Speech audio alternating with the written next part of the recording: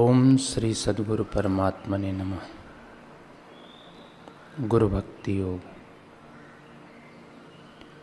सच्चा सुख सद्गुरु की सेवा में निहित है। अपने गुरु में, गुरु की महिमा में और गुरु के नाम जप के प्रभाव में सच्ची, पूर्ण, जीवंत और अविचल श्रद्धा रखो। गुरु की संपूर्णता शरणागति लेना गुरु भक्ति की अनिवार्य शर्त है। ईश्वर, मनुष्य एवं ब्रह्मांड के विषय में सच्चा ज्ञान गुरु से लिया जाता है। गुरु के प्रति भक्ति भाव होना आध्यात्मिक निर्माण कार्य की नींव है। भावना की उफान या उत्तेजना गुरु भक्ति नहीं कहलाती। शरीर प्रेम यानी गुरु प्रेम का इनकार। शिष्य अगर अपने शरीर की अधिक देखभाल करता है तो वह गुरु की सेवा नहीं कर पाता।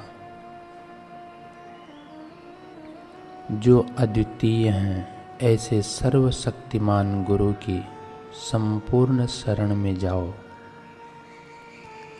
यदि आपको गुरु भक्ति योग का अभ्यास करना हो तो काम वासना वाला जीवन जीना छोड़ दो।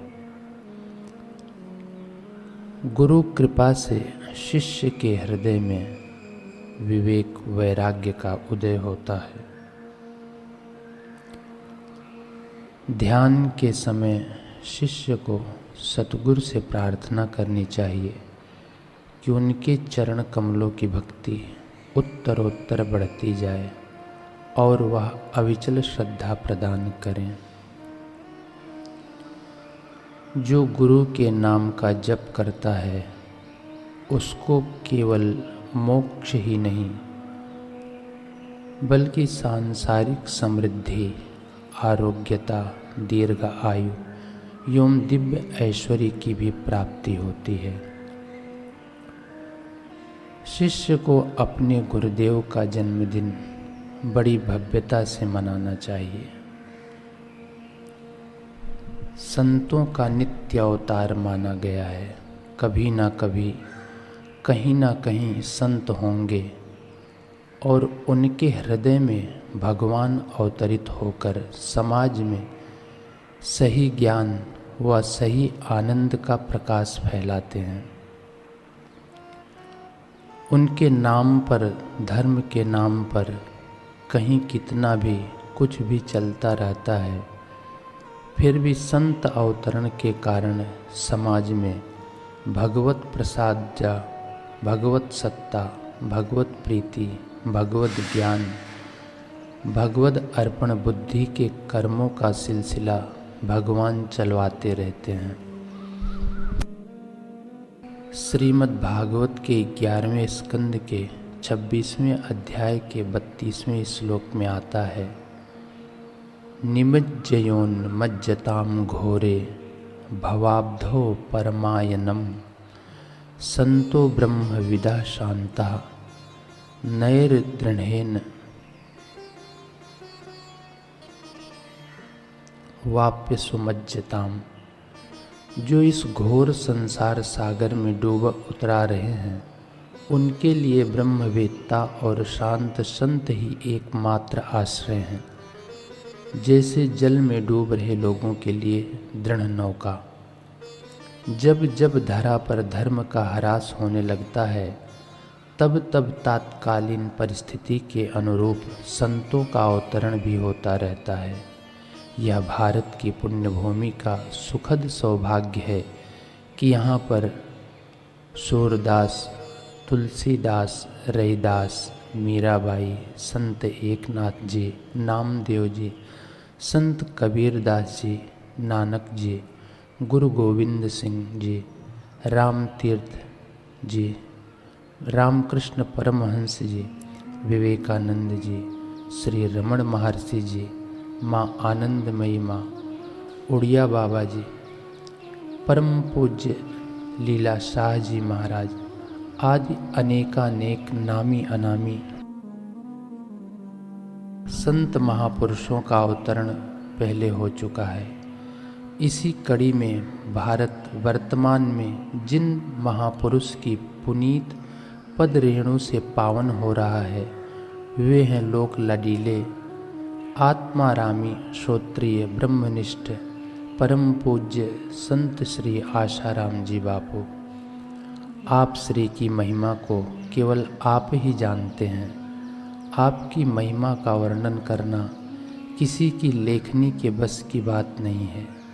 भला वामन क्या विराट की था पाएगा, जुगनू कैसे सूर्य की महिमा जानेगा, गागर क्या सागर की विशालता का बोध कराएगी।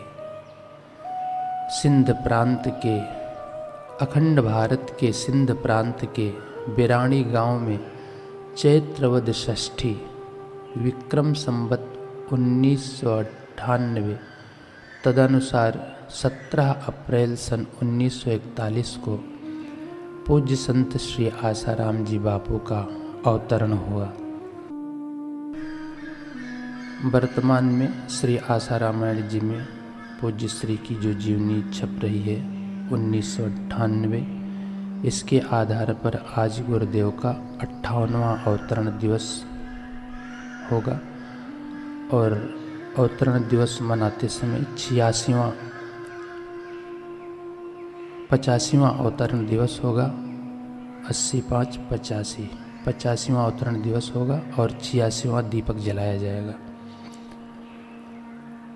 पूज्य श्री का बाल्यकाल विलक्षणता से परिपूर्ण रहा। साधना काल संघर्षों की विकट गाथा बन गया और सिद्ध काल मानव मात्र के लिए कल्प तरु सा साबित हो रहा है। कहाँ तो घोर कलिकाल चारों ओर भोगवाद तथा आपसी वैर विरोध का भीषण तांडव, कहाँ सैकड़ों नहीं हजारों नहीं लाखों करोड़ों की तादाद में जन समुदाय पूज्य श्री की आध्यात्म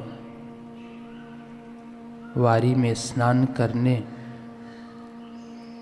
और उसका लाभ लेकर अपने तन मन की थकान को मिटाने के लिए अग्रसर हो रही है। वरना बुद्धि को बुद्धिदाता की ओर लगाने में भी कौन प्रयत्नशील होता। लेकिन यह संत की कृपा है कि आज करोड़ों करोड़ों लोग इस मार्ग पर चल रहे हैं।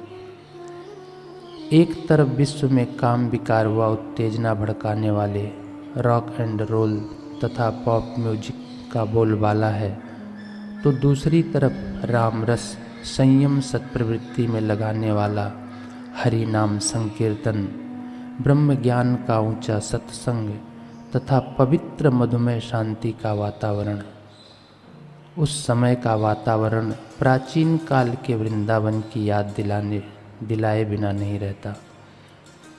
पूज्य श्री ने हर उम्र तथा हर वर्ग के लिए रसमय जीवन के द्वार ही खोल दिए हैं।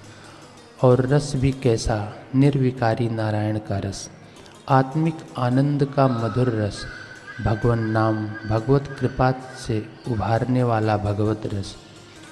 पूज्य श्री ने सुखमय जीवन की कुंजी जन साधारण के लिए सुलभ की है। वह कुंजी क्या है? संयमी जीवन और भगवत रस का आस्वादन। पूज्य श्री के पावन सत्संग और मार्गदर्शन से तैयार दिव्य प्रेरणा प्रकाश पुस्तक ने कितने हताश दिलों में आशा का संचार किया है।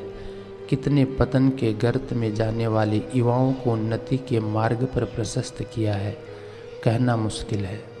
कहाँ तो कुसंग से काम विकार में फंसकर अपने जीवन को पतन की खाई में ले जाने वाला उन युवकों के जीवन का भूतकाल, और कहाँ राम की मस्ती में सराबोर होकर भगवत रस के आस्वादन में लगा हुआ करोड़ों लोगों का जीवन। पूज्य श्री की परदुख का तरता बड़ी ही गजब की है। महाभारत में आता है, आयुर्जुष्टमिदं वृत्ति मिति विज्ञाय शाश्वतम संतः परमार्थ कुर्वाणा माविक्षप्ते प्रतिक्रियाम।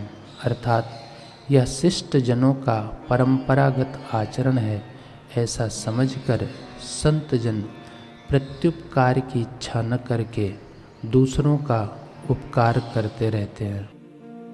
समाज के पिछड़े से पिछड़े वर्ग की पीड़ाओं का निर्मूल कर उनके उत्थान के लिए पूज्य श्री के अथक प्रयत्नों का, उनकी परदुख कातरता का पूरा वर्णन कर पाना संभव नहीं है। इसलिए सद्गुरु की महिमा का, उनके अवतरण का लाभ लेकर अपने जीवन को जीवनदाता की तरफ अग्रसर करना चाहिए। संत सतगुरु का अवतरण परम दयावश होता है। संत पथिक जी कहते हैं, यदि आज गुरुजनों का अवतार न होता, सदधर्म धरा धाम पे विस्तार न होता। अपने को त्याग तप में यदि ये न तपाते, जीवों का किसी भांति भी निस्तार न होता। सद्ज्ञान का प्रकाश भी मिलता नहीं कहीं, गुरुदेव का खुला जो दया द्वार न होता। कितने अधः पतित हम सबके लिए यहाँ, यदि ये न उतरते तो उद्धार न होता। निर्द्वंद पथिक हो रहे गुरुदेव शरण में, जिनकी कृपा बिना है कोई पार न होता। आज 8 अप्रैल 2026 को पूज्य श्री का अवतरण दिवस है। हम सभी उनके चरणों में अनंत अनंत वंदन करते हैं। वंदन है गुरुदेव, चरण में वंदन है। अवतरण दिवस पर कोटि कोटि अभिनंदन है। गुरुदेव जन्म दिवस का उद्देश्य बताते हुए कहते हैं कि यह जन्म दिवस मनाने के पीछे भी एक ऊंचा उद्देश्य है। मैं कौन हूँ, मैं फलाना हूँ, पर यह तो शरीर है, इसको जानने वाला मन है, निर्णय करने वाली बुद्धि है। ये सब तो बदलते हैं, फिर भी जो नहीं बदलता है वह मैं कौन हूँ। ऐसा खोजते खोजते गुरु के संकेत से सदाचारी जीवन जियो तो मैं कौन हूँ, इसको जान लेगा और जन्म दिव्य हो जाएगा। जन्म दिव्य होते ही कर्म दिव्य हो जाएंगे, क्योंकि सुख पाने की लालसा नहीं है, दुख से बचने का भय नहीं है, और जो है बना रहे ऐसी उसकी नासमझी नहीं है। मरने वाले शरीर का जन्म दिवस तो मनाओ, पर उसी निमित्त मनाओ जिससे सत्कर्म हो जाए, सद्बुद्धि का विकास हो जाए। इस उत्सव में नाच कूद के बाहर की आपाधापी मिटाकर सद्भाव जगा के फिर शांत हो जाएं। श्रीमद् आदि शंकराचार्य जी ने कहा है, मनोबुद्धि अहंकार चित्तानि नाहम। मैं शरीर भी नहीं हूँ, मन बुद्धि अहंकार और चित्त भी नहीं हूँ, तो फिर क्या हूँ। बस डूब जाओ, तड़पो और प्रकट हो जाएगा वह निजात्मन।